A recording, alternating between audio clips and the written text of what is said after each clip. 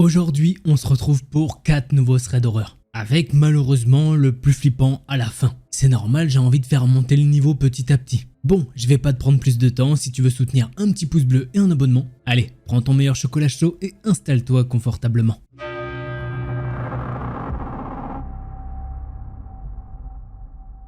Salut, précédemment j'ai raconté une histoire avec une drôle de femme qui m'avait raccompagné chez moi. Malheureusement, il m'est arrivé d'autres péripéties, et en voici une autre. Tout d'abord, j'avais 14 ans, et c'était les vacances de février. Et à ce moment-là, j'allais dans un centre aéré pour adolescents. Et ce jour-là, on a fait une activité qui a duré plus longtemps. C'est-à-dire qu'au lieu de finir à 17 h, on a fini à 18 h 30. Il faut savoir que mes parents n'ont pas pu venir me chercher, donc j'ai dû rentrer à pied. À cette époque, j'avais encore mon problème à ma jambe, que j'ai expliqué dans mon autre histoire. Mais pour faire court, je boite, et donc j'avais une attelle à ma jambe gauche. Le fait est que je marche doucement, et donc courir c'est pas mon fort. Il faisait donc nuit noire et je fais le chemin pour rentrer chez moi. À savoir qu'à quelques mètres devant moi, il y avait des adolescents de mon centre, et ça me rassurait, car je n'étais pas seul à rentrer. Les adolescents devant moi arrivent près d'un arrêt de bus abandonné, et devant cet arrêt de bus, il y avait un mec vraiment bizarre. Il avait l'air sale et pompette, et même de loin, il me faisait peur. J'avais un mauvais pressentiment, mais voyant qu'il ne fait rien de mal aux adolescents qui sont passés devant lui, cela me rassure. À mon tour, je passe devant lui, et là, il lâche un grognement. Enfin, je n'ai pas réussi à savoir ce qu'il m'a dit. Je décide donc de l'ignorer car il commence à me stresser. J'accélère mon pas, mais j'entends qu'il commence à marcher. Je me retourne et remarque qu'il me suit en grognant des sons que je n'arrive même pas à déchiffrer. Je commence à courir, mais je suis en panique car au vu de mon problème à la jambe, je ne cours pas du tout vite et donc il est facile pour lui de me rattraper. Je décide donc de ne pas prendre le chemin de ma maison car mes parents n'y sont pas et de suivre les adolescents. Malheureusement, ils continuaient de me suivre en avançant de plus en plus vite. J'avais très envie de pleurer car pour moi c'était évident qu'il allait m'arriver quelque chose car j'avais de plus en plus de mal à tenir la cadence et à continuer de courir. À un moment, je vois que les adolescents s'enfoncent dans une ruelle et je me dis donc que je vais continuer de les suivre, comme le mec est un petit peu plus loin et que la ruelle est assez étroite. Je me suis dit que c'était la meilleure issue, car la ruelle ne se voyait pas beaucoup, et je pensais d'ailleurs que c'était à la base un cul-de-sac. Mais non, elle était même reliée à la rue de mon quartier. Quand je me suis enfoncé dans la ruelle, j'ai continué à courir jusqu'à chez moi, du moins comme j'ai pu, en me retenant toutes les 10 secondes, et je ne l'avais plus vu au moment où je suis rentré dans la ruelle. Dès que je suis rentré chez moi, je suis resté dans mon couloir, dans le noir, en attendant mes parents. J'avais tellement peur, je me disais qu'il avait continué de me suivre au loin et qu'il finirait par toquer à ma porte. Quelques temps plus tard, mes parents sont rentrés. J'étais plus calme et j'ai donc expliqué la situation à mes parents en disant qu'il faisait noir et que je ne voulais plus rentrer seul. Malheureusement, mon père n'était pas très réceptif. Il a décidé que je devais quand même continuer à rentrer seul. J'étais hyper stressé et par la suite j'ai fait la même route avec une amie qui habitait dans le même quartier que moi. Mais ce n'était pas tous les jours, donc les fois où j'étais seul, je suivais de très près les adolescents de la dernière fois. Et quand j'arrivais dans mon quartier, je marchais vite ou bien je courais. Suite à cet incident, je n'ai plus jamais revu cet homme et je ne sais toujours pas ce qu'il voulait me dire et pourquoi il m'a suivi. Heureusement pour moi, par la suite, ma mère a réussi à convaincre mon père. Elle a dit que si jamais quelque chose n'allait pas, elle irait me récupérer ou dès qu'elle le pouvait, elle viendrait me chercher. Actuellement, j'ai 18 ans et je n'ai plus peur de rentrer seul quand il fait noir car cela m'arrive fréquemment. Et que j'ai grandi. Malgré tout, j'ai certains tics comme par exemple me retourner assez fréquemment quand je suis dans le noir. On ne sait jamais. Voilà, c'était mon histoire, j'espère qu'elle vous aura plu.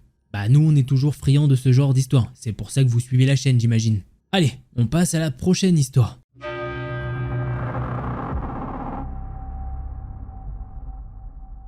Quand j'étais au lycée, je jouais dans l'équipe de basketball et je courais sur piste. Pour maintenir mon cardio, j'avais l'habitude de parcourir ce sentier de randonnée de 11 km qui traversait les collines juste à l'extérieur de ma ville. C'était une petite ville assez sûre et tout le monde se connaissait. Je ne dirais pas que ce sentier était éloigné, car à certains endroits, vous passeriez devant un parc à chiens. Des voies ferrées et un tronçon longeaient l'autoroute. Mais certaines parties étaient assez profondes dans les bois. Il y avait une option pour faire une boucle de 4 km à l'intérieur de ce sentier de 11 km. Et les gens empruntaient cet itinéraire beaucoup plus souvent. Je n'ai presque jamais rencontré personne sur la boucle longue. J'ai couru ce même sentier pendant 3 ans et rien d'étrange ne s'est jamais produit jusqu'à ce jour. Cela a commencé comme d'habitude. J'ai garé ma voiture sur le chemin de terre qui sortait de l'autoroute. Je me suis fumé un petit truc et j'ai scroll sur mon téléphone. J'ai mis mes écouteurs, mis un chewing-gum dans ma bouche et j'ai commencé à marcher vers le sentier. Les seules choses que j'emportais avec moi lors de mes courses étaient mon téléphone,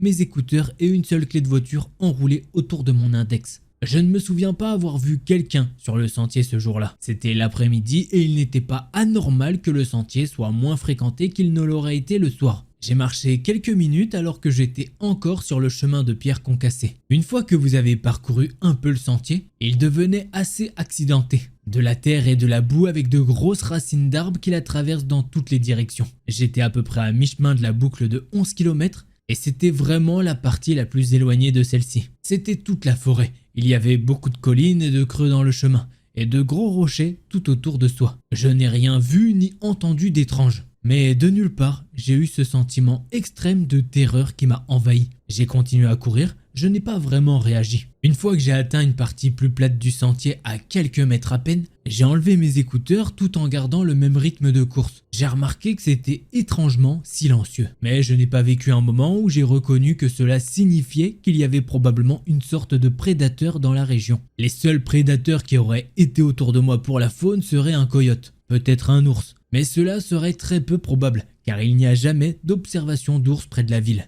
J'ai ralenti mon jogging pour marcher, parce que le sentier devenait raide, et que je devais marcher sur des rochers à hauteur de genoux.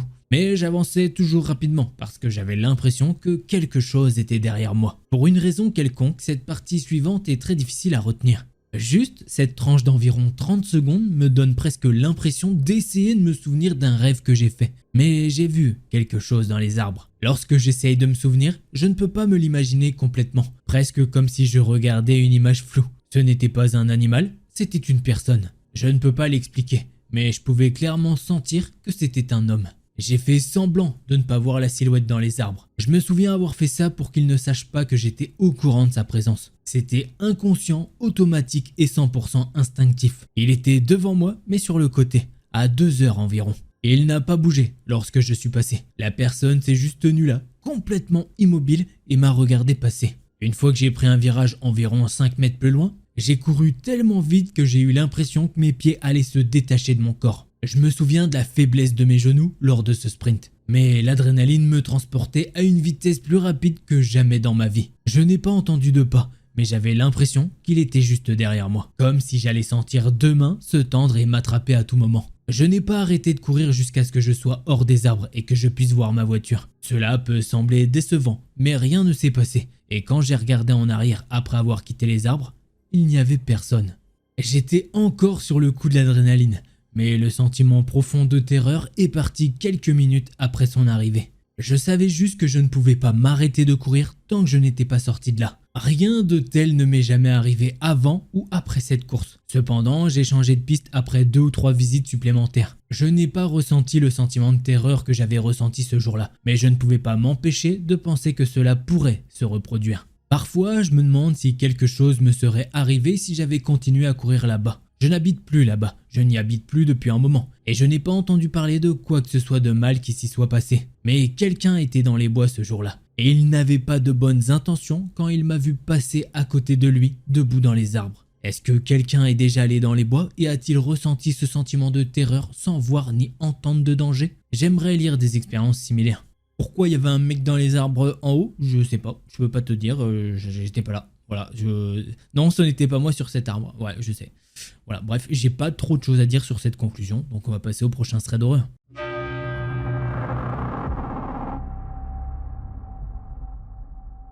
Bonjour tout le monde, j'ai récemment rendu visite à un ami dans un autre état. Tout semblait bien la plupart des nuits, jusqu'à ce que je revienne plus tard. Mon ami a eu des trucs bizarres pendant des années et n'a jamais rien fait à ce sujet. Et je suis resté chez lui pendant 1 semaine et j'ai vécu ça durement la dernière nuit là-bas. La chose la plus importante qui s'est produite, c'est lorsque nous jouions de la musique ensemble. Une voix est sortie du haut-parleur et a parlé, et cela sonnait fortement retardé et avait des effets dessus, comme les effets que nous avions sur nos synthés ou quelque chose comme ça. Je ne sais pas ce que la voix a essayé de dire, et je ne vais même pas essayer de le comprendre. La première fois que cela s'est produit, je l'ai considéré comme une interférence ou quelque chose du genre. Mais cela s'est produit à nouveau et ça sonnait de la même manière. Ce soir-là, nous avons regardé une émission sur YouTube et il y a eu un coup à la porte. Après que mon ami soit parti, eh bien j'étais seul dans la pièce. J'ai entendu un sifflement, comme un serpent à sonnette venant de la salle de bain, et des mouvements dans la pièce derrière moi. J'avais tellement peur que je suis resté éveillé jusqu'à ce que les gens se réveillent dans la maison.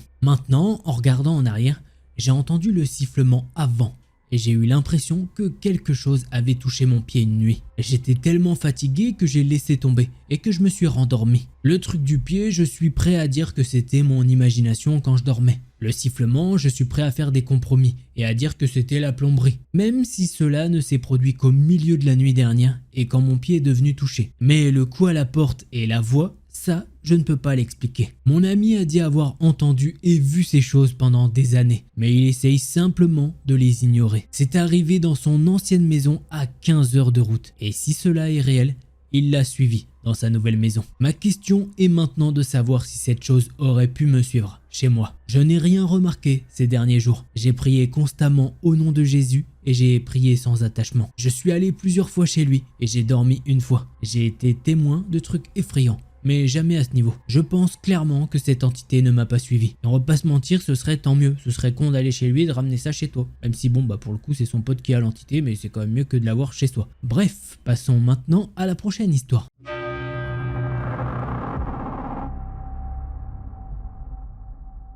Alors, avant que je te raconte cette histoire, si t'es encore là, c'est que tu kiffes. Alors si tu n'as pas encore mis ton pouce bleu, je t'invite à le faire. Et si t'étais pas abonné, je t'invite à le faire, je pense que t'as quand même bien kiffé, donc tu devrais kiffer les prochaines vidéos. Allez, l'histoire que je vais vous raconter, eh bien c'est celle de Myriam. Pour vous mettre dans le contexte, elle habite aux États-Unis et plus particulièrement à San Francisco. C'est une femme de 28 ans qui travaille pour une entreprise à San Francisco. Elle n'a pas précisé laquelle. Si ce n'est que justement, pour son travail, eh bien elle va se rendre à Sacramento à environ 100 km de là. Elle a du boulot là-bas pendant 3 jours. Elle doit donner des instructions et gérer un dossier. Je peux pas vous en dire plus, c'est la seule info que j'ai. On sait juste qu'elle va pour cette période loger à l'hôtel qui se trouve dans un quartier reculé de la ville. Et son boulot, quant à lui, va se dérouler en centre-ville. Son travail va se terminer très tard et vers 23h10, elle se rend à la station de tram la plus proche. Bon, malheureusement, elle est quasiment arrivée et elle voit quoi? Eh bien, le tram qui passe sous son nez. Ce qui fait qu'elle va devoir attendre le prochain tramway qui va être le dernier de la soirée. Après ça, plus de tram. Elle attend alors en étant assise sur un banc et elle regarde son téléphone. Elle est encore un peu en mode boulot et justement, elle se dit « Allez, ça y est, c'est fini. Maintenant, tu te calmes et t'arrêtes, faut te reposer. » Elle décide alors d'envoyer des messages à sa sœur et comme elle le dit aussi, c'est sa meilleure amie. Du coup, elle lui raconte comment s'est passée sa journée et elle lui demande comment sa journée s'est passée de son côté. Elle se raconte alors des trucs assez basiques et enfin, le tram arrive. À ce moment-là, elle est contente car elle va enfin pouvoir rentrer à l'hôtel et se reposer. Et surtout, il fait frais dans le tram, vu que dehors, il faisait bien chaud. Myriam précise que cette journée-là était vraiment chaude, même si effectivement à 23h il commençait à faire moins chaud, mais il fait toujours un petit peu lourd. Elle rentre dans le tram et il y a 2 autres personnes qui sont bien loin dans d'autres wagons. Tout va bien, elle décide d'aller s'installer dans un carré de 4 sièges. Elle continue de parler à sa sœur par SMS et le prochain arrêt arrive. Elle ne remarque pas trop ce qui se passe et elle continue sa discussion. Le tram continue son chemin et du coin de l'œil, elle capte qu'un gars s'est installé dans le carré de 4 à côté du sien. Elle le regarde pas vraiment au début, elle continue son truc, mais elle va vite se dire que le gars est chelou. Alors comment dire, elle ne l'a pas vu directement, mais de ses oreilles, elle peut entendre des bruits bizarres. Je vais essayer de te faire comprendre, mais elle entend des bruits de personnes qui pratiquent l'acte 18+, tu vois. Alors là, elle est choquée de ouf. Du coup, elle se tourne en mode « Mais what? C'est quoi ce délire ?» Du coup, elle le regarde et le gars de 1 déjà, il est torse nu. Et en 2, il tient son téléphone comme ça devant lui. Et ouais, elle peut voir qu'il est en train de regarder du contenu, voilà. T'as capté. Sauf que là, elle est en train de bugger en regardant ce qui se trouve sur l'écran du mec. Et quand enfin elle débloque du truc, elle peut voir que le gars est en train de la regarder en souriant comme un fou. Et il lui fait ce mouvement de tête là, en mode comme ça. Alors, un truc comme ça. En voyant ça, elle baisse les yeux et elle retourne sur son écran direct pour essayer d'expliquer ça à sa sœur. Elle est entre 2 modes. C'est un petit peu marrant en mode mais c'est quoi ce taré ? Pourquoi il fait ça dans un tram? Et en même temps, justement, elle se dit, est-ce que le mec est pas un petit peu fou de faire ça? Elle commence directement à écrire tout ça à sa sœur et là, elle voit que le mec se lève. Il regarde à droite, à gauche. Elle fait un petit peu de même et justement, elle voit que personne d'autre n'est dans le tram. Le gars va alors se mettre juste à côté d'elle et mettre ses pieds sur le siège devant lui, ce qui fait que le passage est bloqué pour elle si jamais elle veut sortir. À ce moment-là, elle a le démon. Elle est coincée avec un mec chelou qui est à côté d'elle et qui regarde des trucs chelous. En plus de ça, son arrêt est pas près d'arriver. Elle en a facile pour 15-20 minutes d'horreur. Elle essaye donc de se concentrer sur son écran à elle, sauf que du coup, elle a peur d'écrire sur son téléphone pour ne pas que le gars voit ce qu'elle écrit. Elle se tourne donc limite dos à lui et vers la fenêtre. Sauf qu'à un moment, elle entend un des bruits de la vidéo très fort. Et inconsciemment, elle se retourne. Alors le mec va la regarder et lui faire un grand sourire pour lui dire « Alors, t'aimes bien ça? J'avais senti que t'étais partante depuis le début. » Elle lui répond que non, pas du tout, elle ne veut pas voir ça en fait. Là, malheureusement, il va lui répondre « Bah oui, toi t'aimes pas voir ça. T'aimes le faire, grosse... Je t'épargne les détails. » En entendant ça, Myriam, elle lui dit « Mais what? Pardon? T'as dit quoi là ?» Du coup, il enchaîne en lui disant « Ouais, t'as bien entendu, grosse Alors là, elle va répondre un truc cash, net et précis auquel je ne me serais pas attendu. « Ouais, j'aime faire ça, mais jamais de la vie je coucherai avec un mec comme toi. Tu me dégoûtes. » Sa réponse, elle est trop bien en vrai. Bref, après avoir entendu ça, le gars va arrêter d'avoir son téléphone devant lui et dit à Myriam « Ok, j'ai compris ton problème à toi. T'es raciste en fait. » Alors, guillemets, d'habitude dans les histoires, je ne donne pas la couleur des personnes ou quoi. Déjà parce que généralement, on le sait pas ou bien ça ne rajoute strictement rien à l'histoire. Mais là, pour le coup, Myriam l'a précisé. Le gars qui lui dit ça est afro-américain. Et elle, c'est pareil en fait, elle est afro-américaine. Et comme elle le dit, c'est pas possible de se tromper. Donc son argument de raciste, il tient pas la route 2 secondes. Voilà, Myriam, elle a clarifié ça dans l'histoire et pour le coup, ici, j'ai besoin de te l'expliquer aussi. Elle le regarde et lui dit, mais soit t'es fonce-dé, soit t'as laissé ton cerveau à l'arrêt du tram et tu devrais aller le chercher dehors. Là, il va la regarder avec incompréhension.